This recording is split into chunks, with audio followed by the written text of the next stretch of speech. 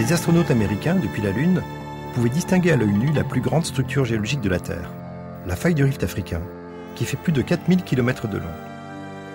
La partie nord de cette fracture prépare la séparation définitive entre l'Arabie et l'Afrique.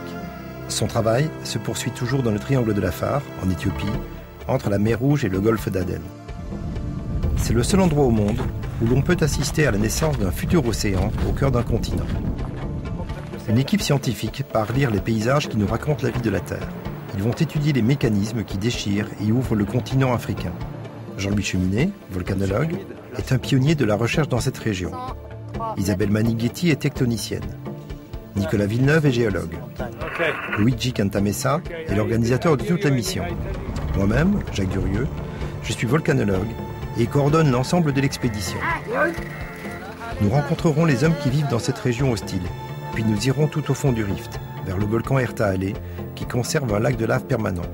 Son étude sera le but principal de notre mission.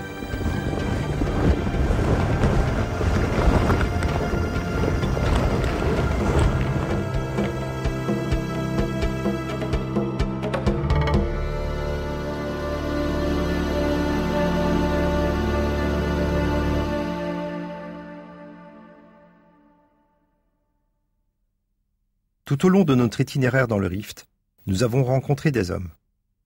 À chaque époque et à chaque endroit, leur vie dépend étroitement de la géologie.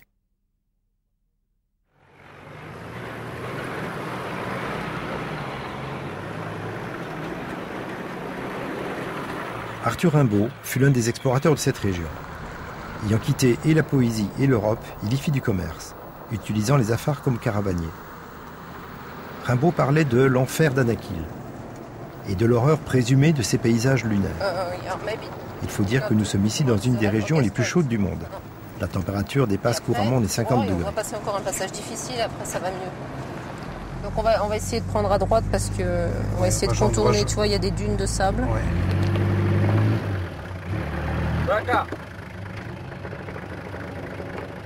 Quel que soit l'isolement des sites géologiques que nous visitons, nous y rencontrons les afars. Le paysage, sculpté par les forces tectoniques et volcaniques, a toujours été un espace occupé par l'homme. Il était donc naturel que nous nous intéressions aux rapports qui ont pu s'établir entre le contexte géographique et les hommes qui l'habitent depuis les origines. D'anciens écrits égyptiens disent que les Afars occupent cette région depuis près de 5000 ans. 2000 ans plus tard, elle fut également connue comme la patrie de la mythique reine de Saba.